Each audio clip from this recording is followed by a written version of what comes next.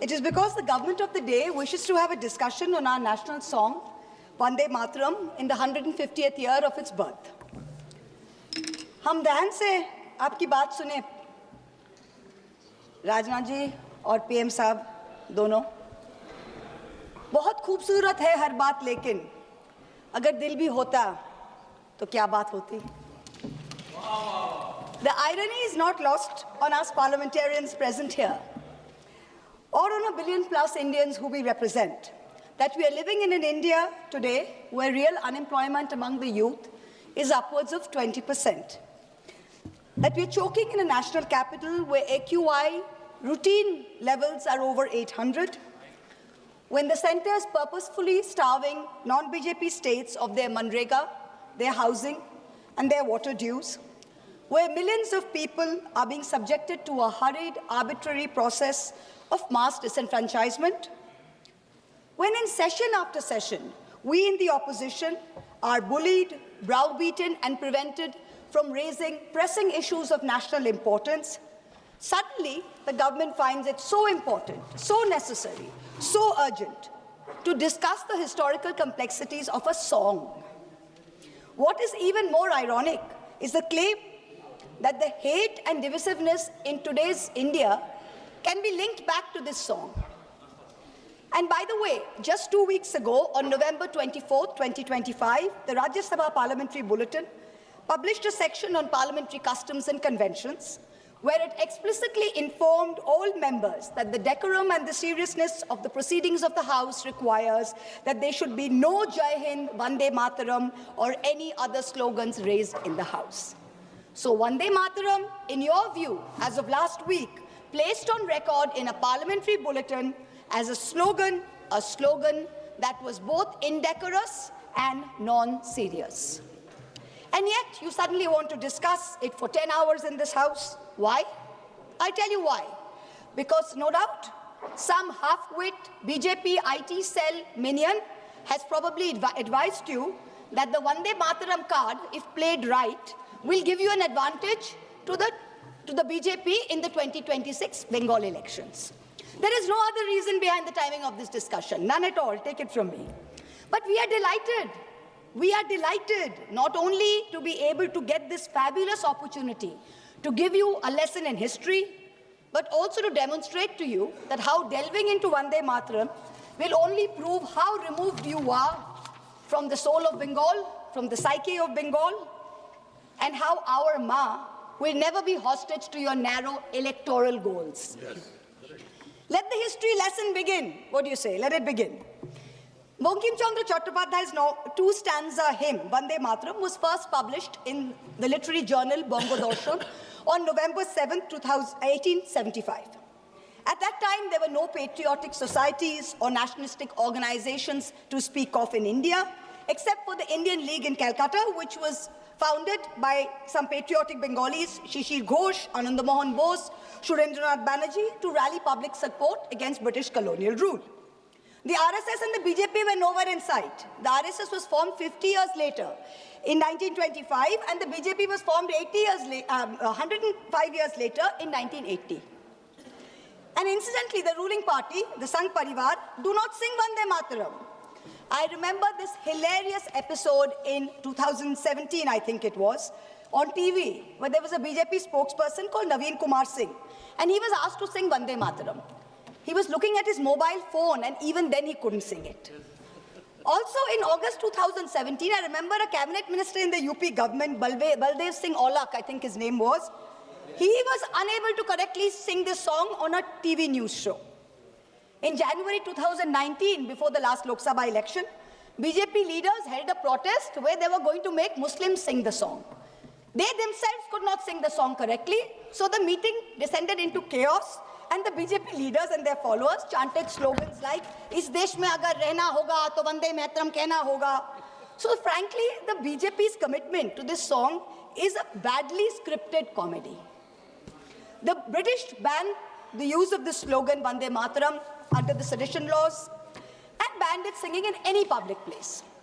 When India's youngest freedom fighter, Bengal's brave son, Khudiram Bose, was led to the gallows in 1908, he had Vande Mataram on his lips. When in 1927, Ram Prasad Bismil walked to the gallows in Gorakhpur jail, when Ashfaqullah Khan walked to the gallows in Faizabad jail, they all had Vande Mataram on their lips. But this is the same slogan that the Rajya Sabha bulletin finds non-decorous and non-serious in the Rajya Sabha.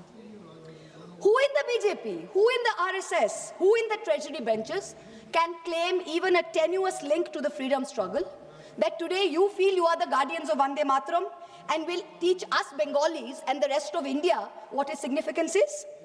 Out of 585 total prisoners in Andaman Cellular Jail, Kalapani, between 1909 and 1938, 68%, 398 were Bengali. The second largest contingent was from the Punjab, 95 revolutionaries. Why did you not rename the cellular jail after Barin Ghosh, after Ullashkar Dotto, after Indu Bhushan Roy? What homage have you paid Bengal? What homage have you played the land of Vande Mataram? Today you're having a discussion on this.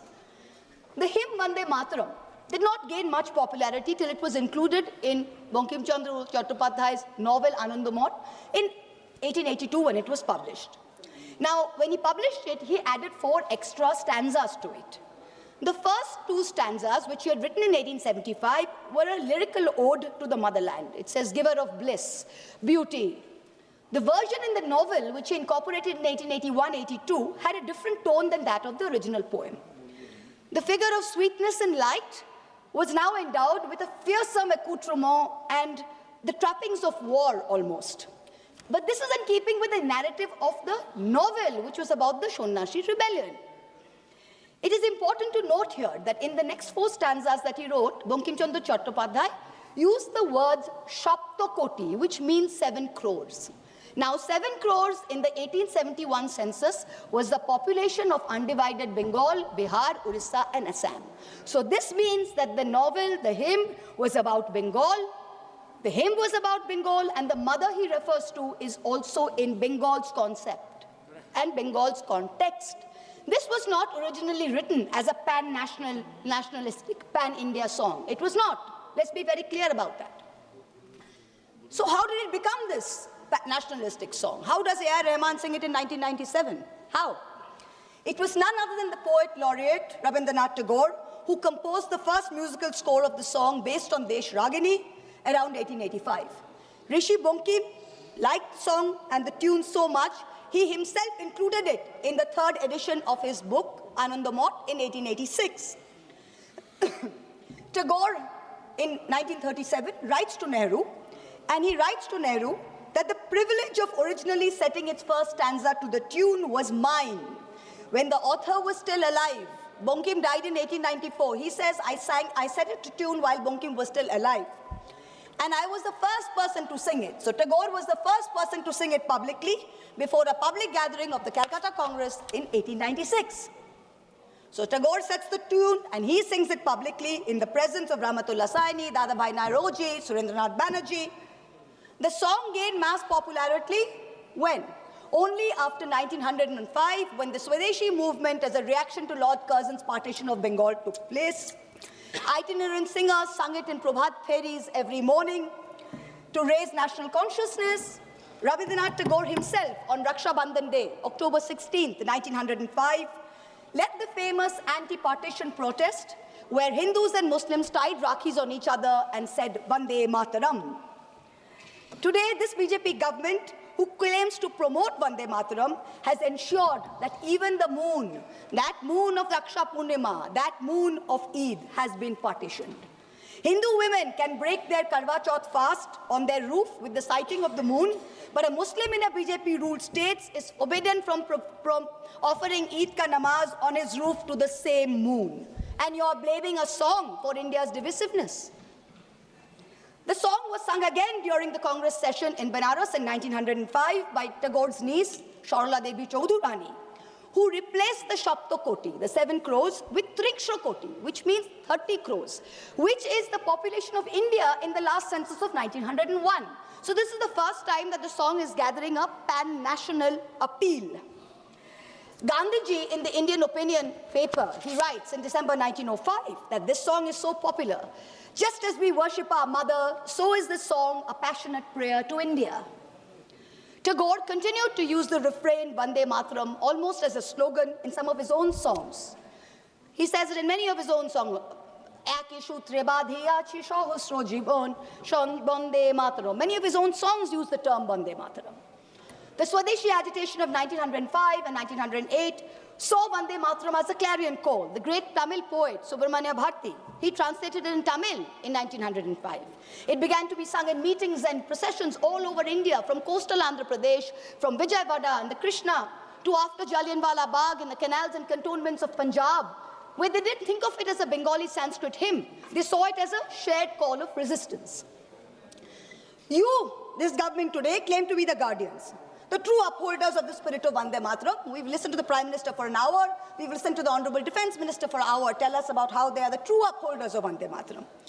So let me, as a true Bengali, as a proud Bengali, speak for 10 koti Bengalis today, who you call Bangladeshis, who you call Rohingyas. You harass us on the streets, in colonies. You throw us out when we are pregnant across the border. I'm going to dissect the song stanza by stanza and demonstrate how you are butchering both the spirit and the soul of Vande Mataram far more than any 1937 resolution ever did. Shujalang, Shufalang, Balayaja, Shitalang, Shushashamlang, Mataram. What do we have here? What have you done on your watch? Shujalang, beautiful abundant water. Over 70% of India's surface water is undrinkable today. India ranks 120 out of 122 countries in the Water Quality Index. 21 major cities, including Delhi and Bangalore, are expected to deplete their groundwater reserves by 2030. And yet, in the face of this data, the government is cutting the Jal Jeevan Mission money to all the states. Bengal itself is owed 3,000 crores in Jal Jeevan Mission money. This is what you're doing for Shujalang. Malayaja Shitalang, the cool, fresh air. This is a joke. The AQI in the national capital today is between 800 and 1,000 routinely. Our children are choking. The elderly are dying. You know what the centre's done? The centre has exempted 78% of thermal power plants from installing key anti-polluting systems. The Environment Ministry has spent less than 1% of its 858 crore pollution fund in 24-25. Fossil fuel-driven pollution claims 1.72 million lives in India, and premature mortality due to outdoor air pollution costs India $339 billion US. That's 9.5% of our GDP. That's what we are doing for Malayaja Shitala. Shoshra Shamalam, the blessed fertility of the soil. What's the government done? The Ministry of Agriculture and Farmers' Welfare saw a reduction in its budget of 2.5% this year. Pradhan Mantri Fasal Bima Yojana, meant for the poorest of farmers, suffered a cut of 3,600 crores. It is estimated that 37% of India's land is affected by degradation. 2/3 of soil samples collected from India are deficient in nitrogen, phosphorus, and potassium, and 85% contain too little carbon for functioning soil systems. Shuhashining, Shumodura Bhashining, sweet smile, sweet in speech. You, the ruling party, with your hate speech, routinely call for violence against Muslims and minorities. For calls from genocide in Haridwar to open threats in rallies, you use terms like vote bank, infiltrators, Ghuspetia, those with more children as dog whistles. You impose Hindi on us. You call Bangla a Bangladeshi language. You have unleashed the worst kind of linguistic terrorism on all of us, where people are scared to speak their mother tongue in the streets of Delhi, in the streets of Gurgaon. There is no Shumodhura Bhashining in today's BJP. Shukhodang, Borodang, Matarang, give us happiness. Today, an arbitrary, hurried exercise of your design is making the Election Commission force such work pressure that BLOs are committing suicide. And what does the Election Commission say to us? They say, oh, it's in the line of duty. They should be happy doing it. India is ranking 118 out of 147 countries in the 2025 World Happiness Report.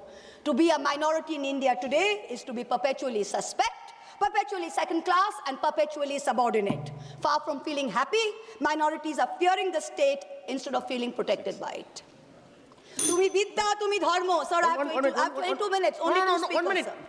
Time has to extend. Okay. Already we tumi vidya, tumi dharmo. Let's talk about vidya first. Honourable members, we reached already 6 o'clock. I want to know the sense of the House. If the House decides We can go on up to the discussion is over. Time can be extended. Time extended. Now you can speak. Tumi Vidya, Tumi Dharmo. Let's talk about Vidya first. Under this government, outlay for education is still at an abysmal 3.8%, far below the 6% envisaged by the NEP and far below other developed nations. Grant in aid for the All India Council of Technical Education has dropped nearly 61% in the last 2 years. The UGC's budget has been slashed by 47%. Let's take one example, Delhi University. The University of Delhi is grappling with a fund gap of 250 crores in this financial year. It needs 544 crores. The UGC has allocated just 313 crores. Tumi Vidya? Doesn't seem so. Now we come to Tumi Dharmo. When Rishi Aurobindo translated the verses of Vande Mataram into English in Karma Yogi in 1909, he translated dharma as conduct, not religion. Here was the root of the difference between a communalistic and a nationalistic interpretation and the political use of Vande Mataram as a song, as a war cry. It's not a communalistic interpretation. It is a nationalistic interpretation, and Rishi Bonkim's hymn Dharma signifies conduct. And for a ruling party, for a prime minister, it should not just be Dharma, it should be Raj Dharma. I cannot help but remind this House of the late Prime Minister Atal Bihari Vajpayee, who in March 2002, when asked what a certain chief minister ought to do, famously said, Raj Dharm ka palan kare. Raj Dharm, Raja ke liye, Shasak ke liye. Praja praja mein bhed nahi ho sakta. Na janam ke aadhar pe, na jati ke aadhar par, na sampradaya ke aadhar par.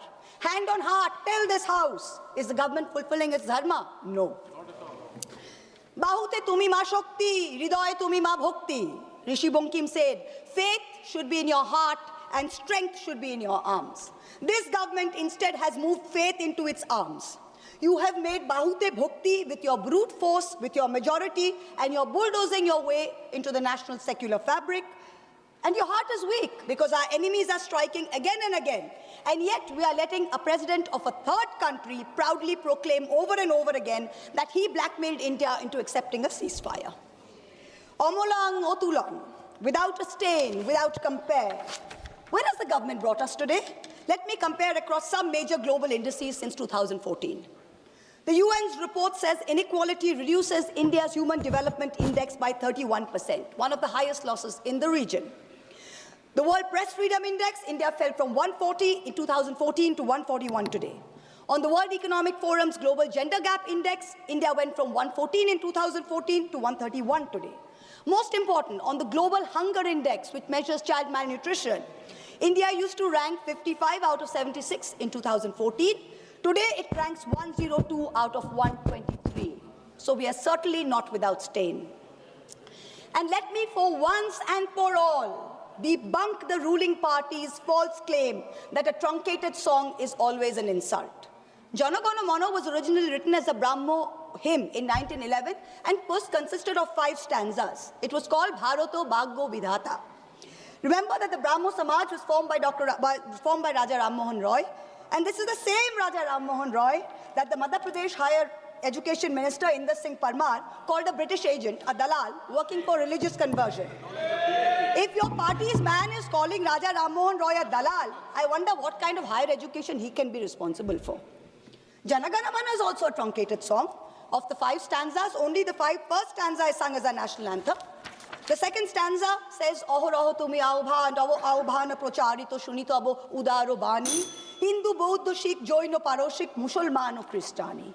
This means something relatively simple. Tagore addresses Bharat Bhagya Vidhata, the maker of India's destiny. And here is a verse whose restoration would mean a strong symbol, a strong gesture against divisiveness. But you're not bringing a resolution to bring that in. You're talking about what religious context you can view Vande Mataram in. And this is where you've made the biggest mistake, Mr. Prime Minister. You ignited this entire debate as a distraction to take away from your government's failings, which I have demonstrated using the song's lyrics as a key. But you do not stop there. One of the chief spokespersons of the BJP, a fellow MP here, went one step further and said that this truncation was done at Nehru's behest. He said he had learned this by reading a book by the historian Sachiv Bhattacharya. Mr. Chairperson, sir, there is no such book.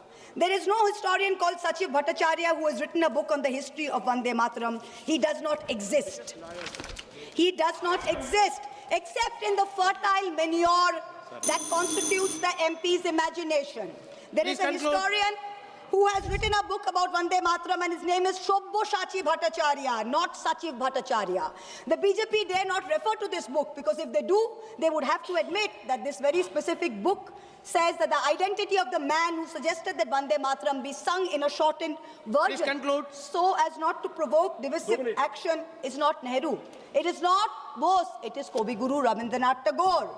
So let's set the record straight. Bhattacharya is clear. First Subhash Bose, then the members of the Congress Working Committee, convening for the Calcutta session of the Congress in 1937, wrote to Tagore, asking him his views on the song. To his reply, Tagore wrote, "The core of Vande Mataram is a hymn to goddess Durga. This is plain, so there can be no debate about it. The novel Anandamath is a work of literature, and so the song is appropriate to it. But Parliament is a place of union for all religious groups, and there the song cannot be appropriate." On October 26, 1937, 3 days prior to the session, Gurudev wrote again to Nehru on this issue. And so he, with a special relation to Vande Mataram, suggested that the first two stanzas should be adopted, and his letter profoundly influenced the resolution. Please. Last para, sir. Last para. Please. Rishi Bankim was a highly complex mind, and Anandamath was not his final word on communal history. His last novel, Sitaram, imagines a Hindu realm founded by a heroic and idealistic king who defeats his Muslim adversaries. However, he comes to embody and exceed all the evil attributed to Muslim, and all his Hindu associates abandon him.